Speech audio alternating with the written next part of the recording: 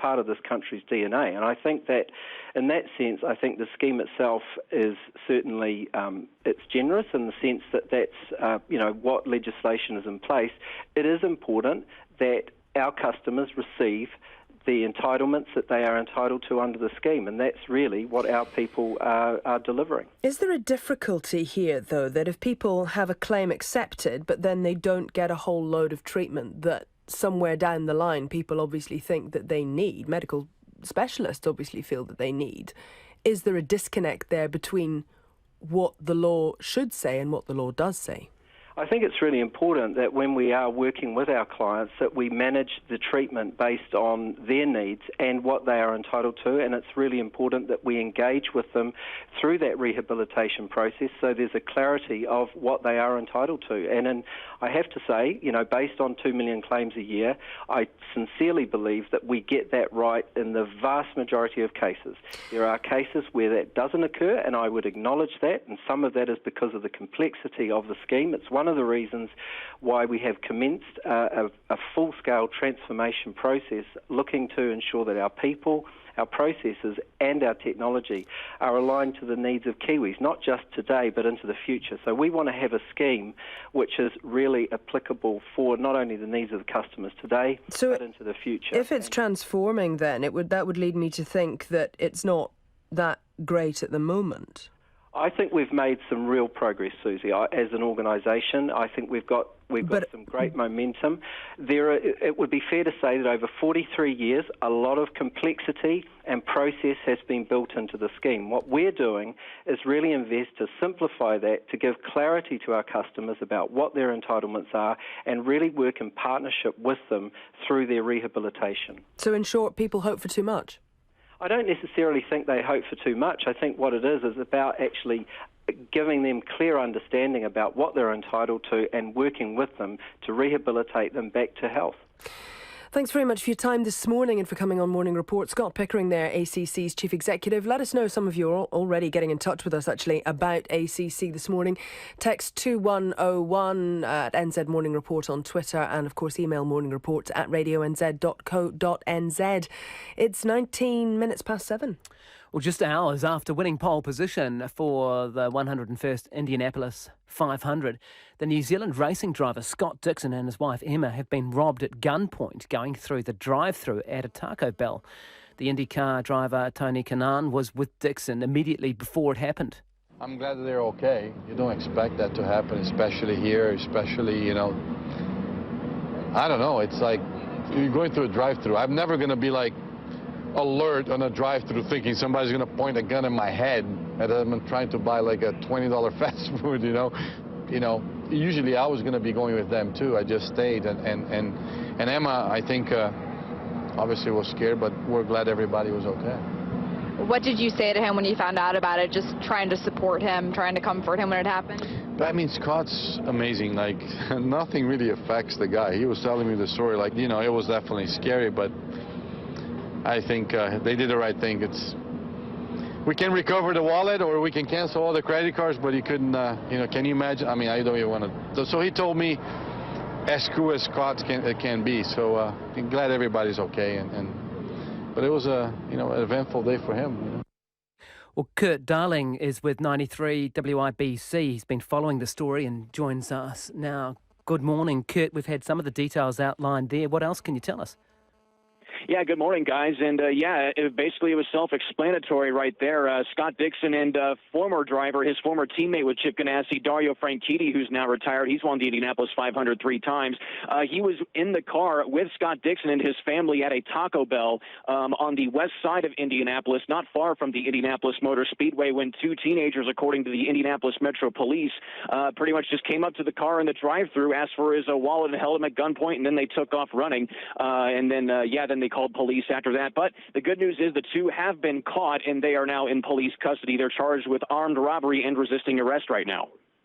And so that was it. They were taken into custody pretty quickly. There was pretty quick work by the officers in this case.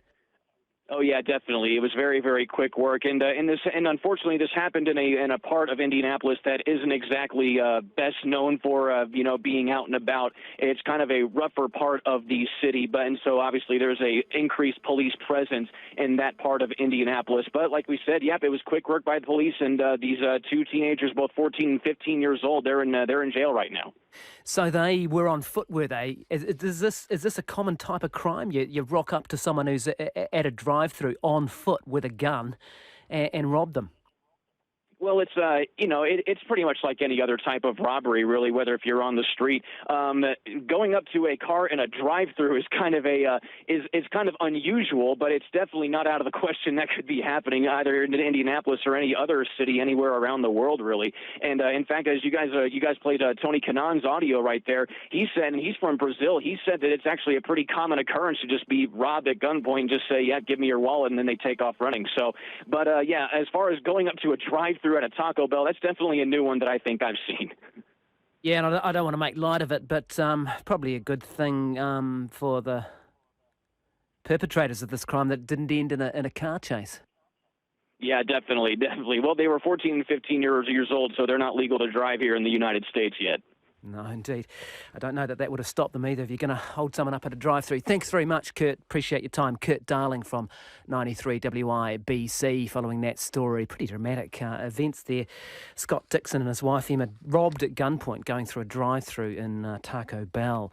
23 minutes past 7. The New Zealand Navy has decided not to review its contracts with a Singapore-based company which is embroiled in a multi-million-dollar corruption scandal. Leonard Francis, who is known as Fat Leonard, is awaiting sentence in the US after admitting that his company, Glenn Defence Marine Asia, bribed American naval officials with officers with prostitutes, alcohol and luxury hotel accommodation to try to ensure that their ships stopped at ports where he operated. Now, the New Zealand Navy paid over $700,000 to Francis's Port Services Company for specific ship visits in Southeast Asia between May 2007 and December 2011. Craig Whitlock is a reporter for The Washington Post who has been covering this story and joins us now. Good morning to you. Could you paint a picture of who this guy is, Fat Leonard? Sure. His name is Leonard Glenn Francis. He's a Malaysian citizen. He is rather large, as his nickname would indicate. He weighs about 350 pounds, and he was a legendary figure in naval circles in Southeast Asia because his company would resupply and refuel naval vessels all over Asia, from Vladivostok in Russia down to Australia to Perth. So he had a very big business over time, but particularly with the U.S. Navy. And what was his modus operandi? How did he lure people in to making money from them and to making sure that his business thrived? How did he bribe these people? Well, he did a number of things. He bribed people, he overcharged governments, but how he did this with the U.S. Navy is essentially he would make up contracts, he would make up invoices, he would overbill the Navy for millions of dollars. He would do this with all sorts of tricks. For instance, a U.S. Navy ship would come into port somewhere, say in Thailand or Malaysia, and his company would be responsible for pumping out wastewater from the ship for a few days or giving it fresh water supplies. And he would submit a bill that would cost 4 or 5 or 6 times as much as actually it cost him. He would make up invoices, but then he would bribe the Navy officers or supply officers to look the other way. And he did this over many, many years. And if the New Zealand Navy only had to pay him $700,000, that's pretty small potatoes. The U.S. Navy would pay Leonard that much for a single port visit on a single day sometimes. That's how much business he did with the Americans. Wow. And what was he giving these people? Well, he'd give them whatever that might tempt them into helping him out. He was very good at figuring out the weaknesses of U.S. naval officers and contracting officers. He would supply all sorts of prostitutes, and not just any prostitutes, but very high-class prostitutes. He would throw these bacchanalian parties for U.S. officers in some of the fanciest restaurants in Asia, from Singapore to Hong Kong and Bali, and where he would spend hundreds, if not thousands, of dollars a head per night with Cristal champagne and Cuban cigars and suckling pig and you name it. He had a lifestyle that he advertised to people who did take his bribes. Sometimes he would send envelopes of cash, whatever it would take. He would figure out a weakness for people in the U.S. Navy to help him do what he wanted. Our Prime Minister has said that he thinks it's fair enough that the Navy isn't going to review its contracts. And I know you say it's small beer in terms of the numbers that the US Navy was dealing with, but if the New Zealand Navy has paid this guy $700,000, do you think they should go back and have a look that it was all kosher? Well, certainly Leonard Francis has a history of overbilling over many, many years. So it'd be hard to understand why a government would not want to go back and see, what the nature of the business was, what he billed them for, and if it was all legitimate. It's not just New Zealand or the Americans. He did business with the French Navy, the British Navy, the Dutch Navy, the Royal Australian Navy, which is now investigating 2 of its senior officers for taking bribes, possibly from Leonard Francis. So certainly the pattern of his conduct was so extensively fraudulent that it'd be hard to understand why a government would not want to go back and check the nature of the business it conducted with him. Interesting. Thanks for your time, Craig. Craig Whitlock, he's a reporter with the Washington Post who have been covering that story. 7:28. Now, in Auckland this morning, police have confirmed that a pedestrian has died after being hit by a car in Mangere last night. Now, this happened between Bader Drive and Comet Crescent at approximately 6 o'clock yesterday evening. Also, a fatal car crash in Auckland yesterday on Te Irirangi Drive. That was late last night in Clover Park. Police saying emergency services attended the intersection of Te Irirangi Drive and Dawson Road. That was just before 10 o'clock. After receiving reports that a car had hit a tree, the 2 people in the car died of their injuries in hospital. Te Irirangi Drive has now been reopened. An investigation, of course, is underway. At 7:29 on Morning Report, and New Zealand's only rocket company will attempt a test launch of its Electron rocket later today if the weather cooperates. It's the company's first attempt at launching one of its rockets into orbit. It'll be the first of 3 launches as the company gets ready to send commercial satellites into space. The launch site is on the tip of Mahia Peninsula, just south of Gisborne. Eric Stolmer, the president of the Commercial Space Flight Federation, told me earlier this would open up the door for many new companies. It's unique what they're doing it down in New Zealand. It's a private launch company, privately funded, launching from a private spaceport. So, it's interesting and it's exciting, and it's going to hopefully open up the market for a great amount of satellite providers. So this could be the start of something quite big, do you think? Oh, I think so, absolutely.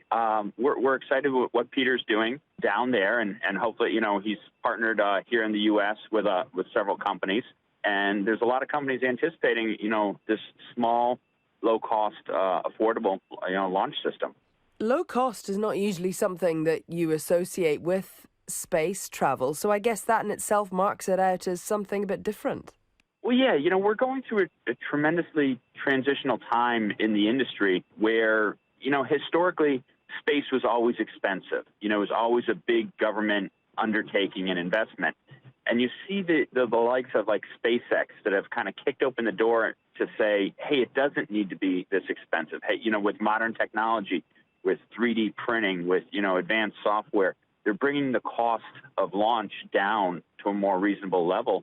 And what that does, it opens up the opportunities of what you can do in space. If you have to, spend, $100 million every time you launch and you're just throwing away that launch vehicle, it limits what you can do, the investment you can have on your payload. And so what kind of potential do you see coming as a result of an increasing number of these lower cost ventures like the one that may get off the ground today? There's so many. I just left a company. I'm in Los Angeles right now, and I just left a company that is working on small sat technology and electric propulsion. So that wasn't an option 5 years ago, 4 years ago, because the cost to launch that was not there. Those are the kind of opportunities. Also, these larger constellations, such as Planet Labs and others, that are looking at putting up 800 satellites, and OneWeb is another great example. Putting up huge constellation of these smaller satellites, they need this type of affordable launch system, and I think it's great, and it's going to open up doors for so many new companies. So the growth target, though, looks like it's pretty ambitious, potentially, 50 or more launches a year from Rocket Lab. That's not going to come overnight, though, is it? It won't happen overnight. We try to be grounded in our expectations for the launch industry because, again, the space launch is difficult. It's not an easy business, and it's not for the faint of heart. But, I think when Rocket Lab gets a couple of these launches under their belt, I think their cadence is going to increase significantly. And we look forward to having them, start off at once a month and then once a week. And, hopefully, who knows from there. What do you see as being the particular challenges for this sort of setup? The challenges always rest in the technology early on. Everyone that has launched a rocket, has had, the first couple launches, there's always some hiccups. Seldomly do we get it, perfectly the first time. I think everyone needs to manage expectations. I am very, very optimistic, very hopeful for them. And like I said, every successful launch is great for the industry. That's Eric Stolmer, President of the Commercial Spaceflight Federation, 27 minutes to 8. Coming up before 8 on Morning Report, with Budget Day looming, we speak to the Labour leader Andrew Little. New Zealanders with family homes in Australia could be facing a capital gains tax of almost 50%. And the head of the investigation into the catastrophic failure of Edgecombe's Stop Bank says he wants to give the flood-stricken community some long-awaited answers. Now the headlines with Nicola Wright. ACC says a new report shows the organisation does have to improve services to its customers. Research suggests hundreds of thousands of people are being wrongly refused ACC cover because the test for what caused an injury is too tough. The corporation's chief executive, Scott Pickering, told Morning Report he knows the scheme at times can be difficult to navigate, but that people get the treatment they're entitled to. Israel's Prime Minister Benjamin Netanyahu has praised Donald Trump for the change in American policy on Iran and what he called the president's bold decision to act against the use of chemical weapons in Syria. He told Mr. Trump on his arrival in Israel how much he appreciates the reassertion of American leadership in the Middle East. A Labour candidate has withdrawn from standing in a safe national seat in the general election, saying there's limited prospects for white middle-class men in his party. Rowan Lord had been chosen to contest East Coast Bays, but after being placed at 72 on Labour's list, he decided not to stand. Mr. Lord told Morning Report that while he backs the party's drive for diversity, any white middle-class man not already established in the party will find it takes a long time to penetrate its upper levels. An Auckland tertiary institution has to pay to have hundreds of its foreign students to be tutored and retested after assessors found evidence of plagiarism and poor marking. New Zealand National College has agreed to stop teaching 4 business courses because of the problems, and more than 300 students will transfer to another institution. The Qualifications Authority says the college will foot the bill for the students to be reassessed. New Zealanders in Australia fear they're about to be hit with a capital gains tax when selling their family home. The federal government there is planning to remove the exemption from the tax for temporary residents to help make housing more affordable. The lobby group AusKiwi says Canberra must make it clear if it actually intends to target New Zealanders with this tax, and if so, the government will have a fight on its hands. That's the news. Today's weather with Met Service. Around the country, Kaitaia's partly cloudy. There's the chance of a shower from evening and a high of 17. Whangarei, partly cloudy and 16. Auckland, cloudier from afternoon, 15. Hamilton gets cloudier. A few showers late tonight, 14. Tauranga, Whakatane and Rotorua, they will start out fine. There's cloud from afternoon. Tauranga, 15 degrees. Whakatane, 14. Rotorua, 12. Gisborne, fine with high cloud and 15. Napier and Hastings, fine. High cloud, 17.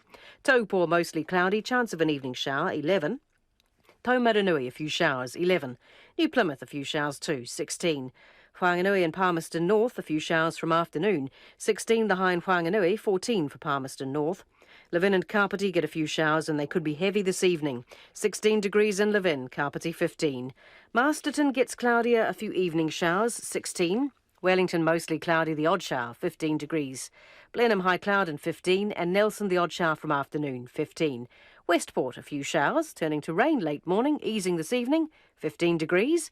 Greymouth and Hokitika, rain, eases this evening and highs of 15. Kaikoura fine, high cloud, 18. Christchurch, Ashburton and Timaru, high cloud, the odd shower from late evening, 17. Oamaru mainly fine, a few evening showers, 17. Wanaka and Queenstown cloudy at times, brief morning rain as well.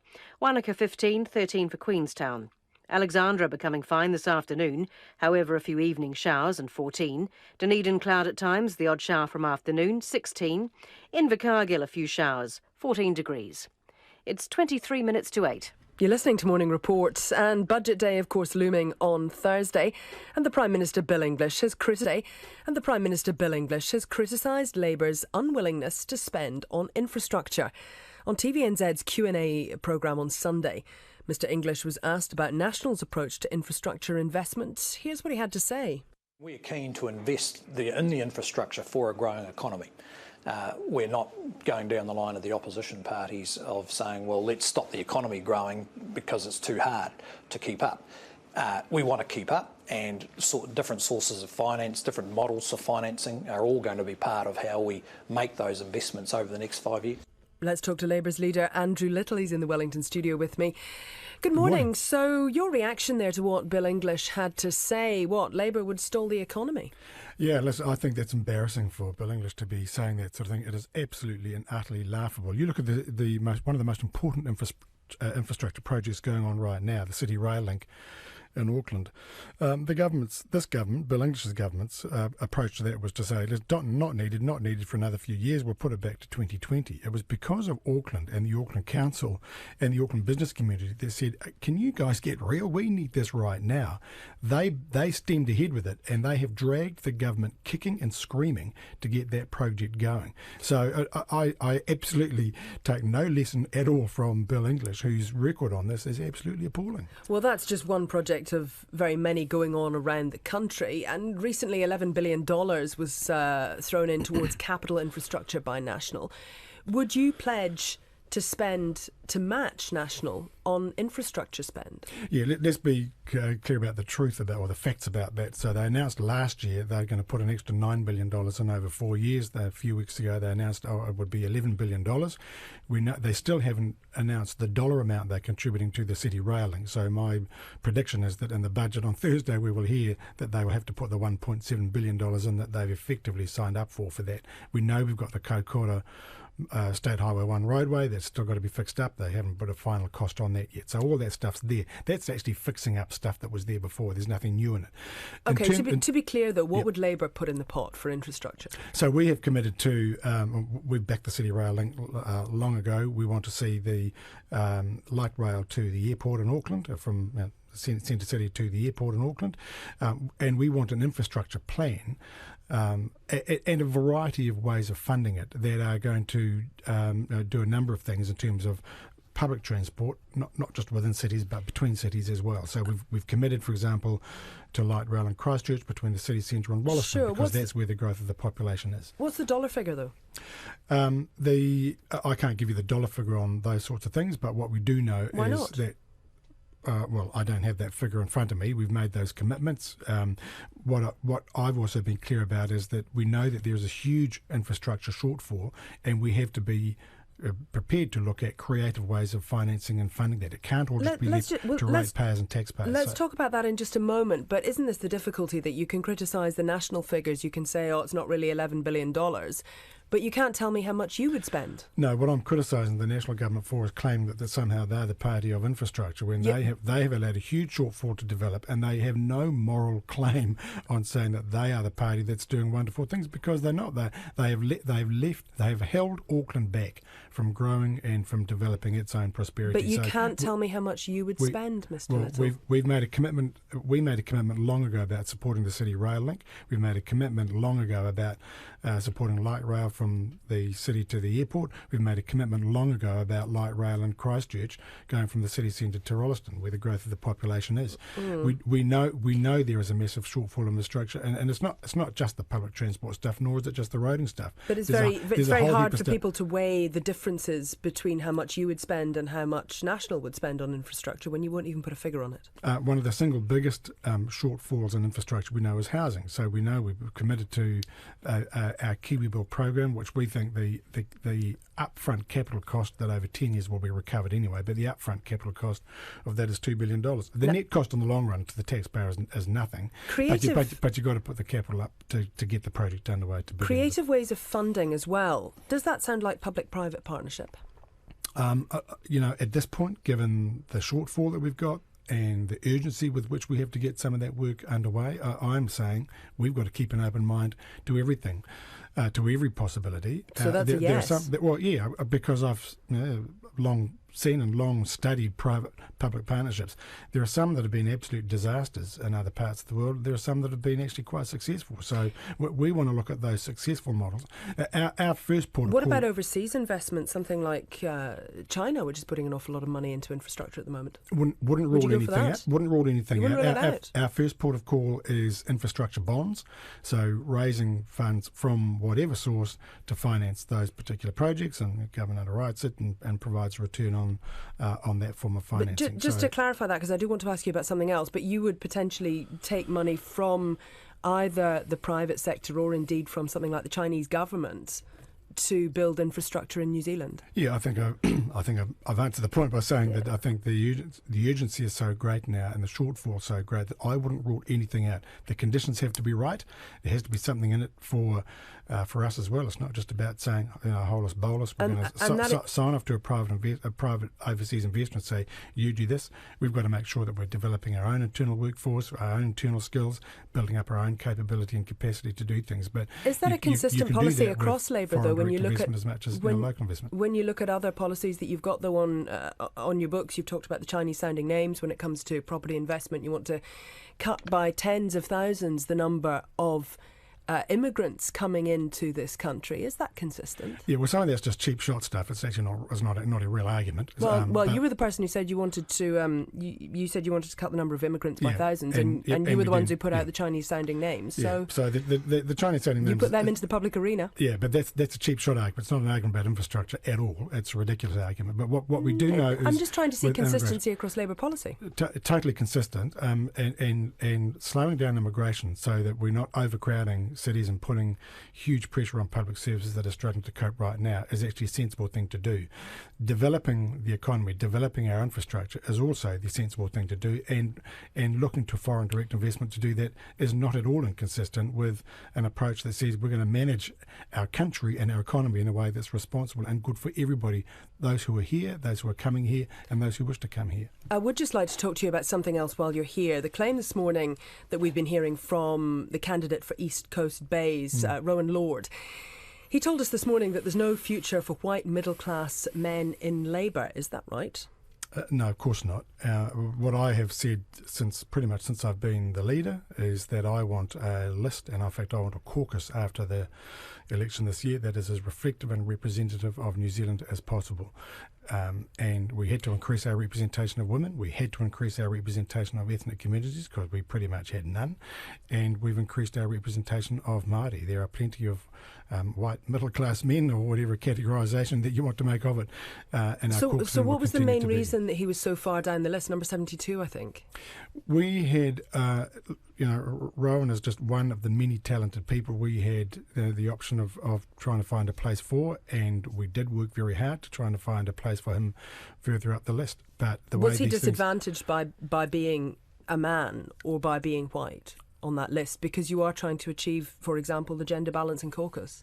We had about 80 people applying to get in on the list. That excludes, of course, the 6 Māori MPs who didn't wish to be on the list and were allowed not to be. So we've got nearly 100 people who we're accommodating to find a place for in our caucus after the September election.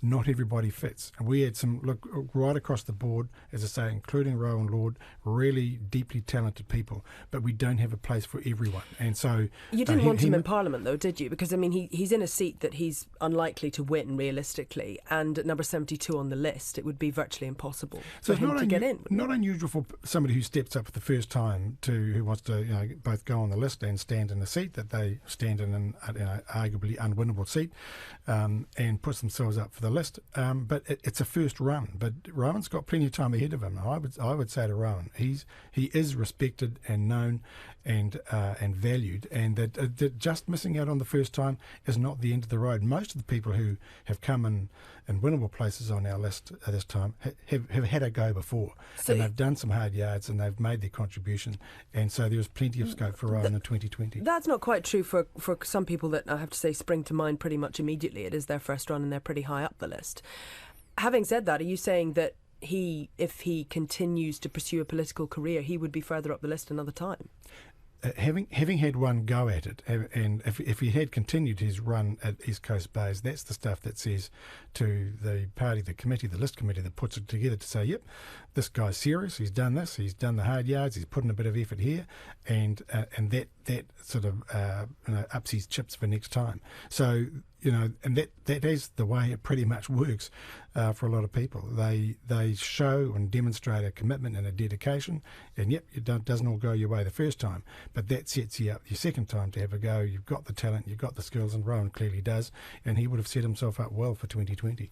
Appreciate your time this morning. That's the Labour leader Andrew Little in the Wellington studio. 13 minutes to 8. New Zealand